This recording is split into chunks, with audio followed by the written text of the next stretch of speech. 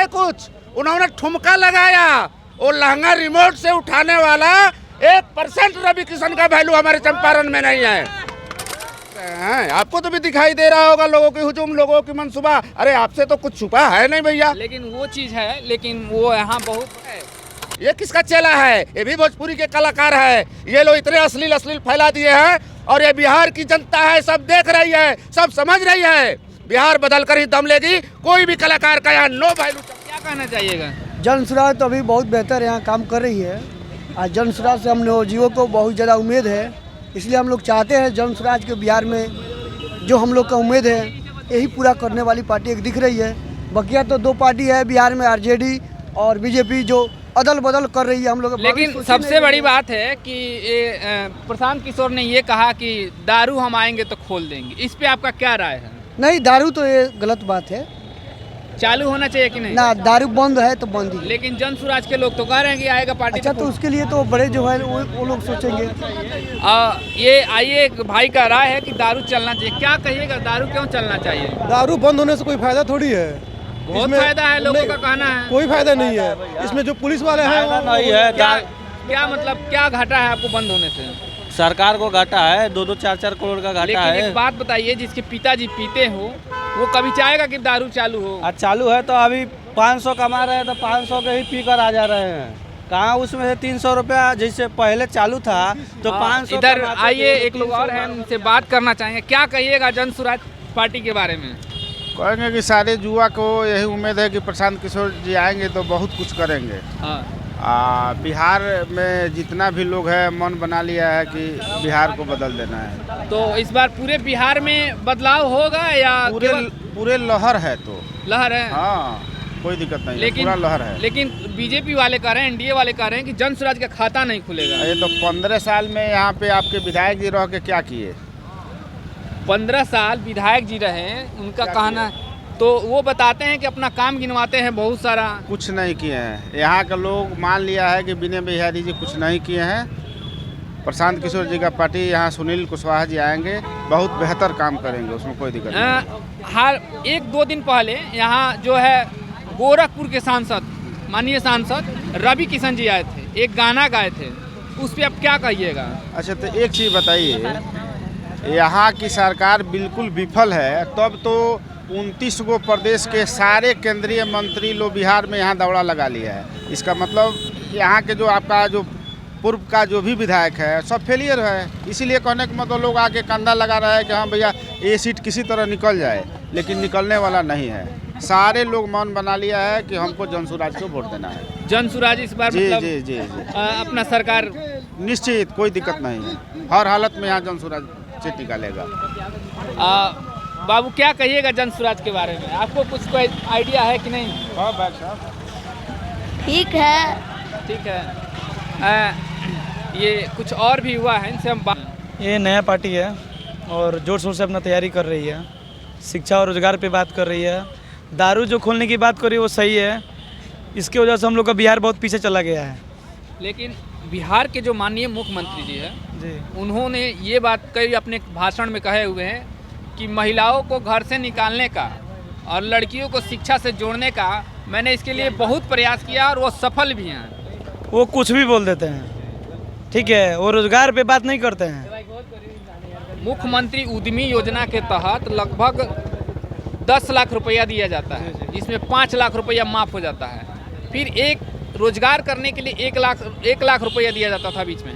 फिर इस बार महिलाओं के खाते में 10-10 हज़ार रुपया दिया जा रहा है। फिर बोला जा रहा है कि आगे के लिए अगर अच्छा मतलब काम करेंगे तो आगे उनको 2 लाख रुपया और दिया जाएगा। वो गलत बोल रहे हैं। वोट लेने के लिए 10,000 रुपया डाले हैं, जैसे पिछले साल 500-500 रुपया डाले थे। उनका काम है वोट लेना, उसके बाद चल जाना, इधर उधर गांजा पी के जाना, कहीं राष्ट्रगान पे इधर उधर। जब सब कोई राष्ट्रगान पे ध्यान दे रहा है तो इधर उधर बोल रहे हैं। प्रधानमंत्री आपके कैसे हैं? प्रधानमंत्री के बारे में वो केवल धर्म के नाम पे वोट मांगते हैं। वो तो बोलते हैं। और योगी जी आए थे कल या परसों हमारे लौरिया में, तो रोजगार और शिक्षा पे कोई बात नहीं किए हैं।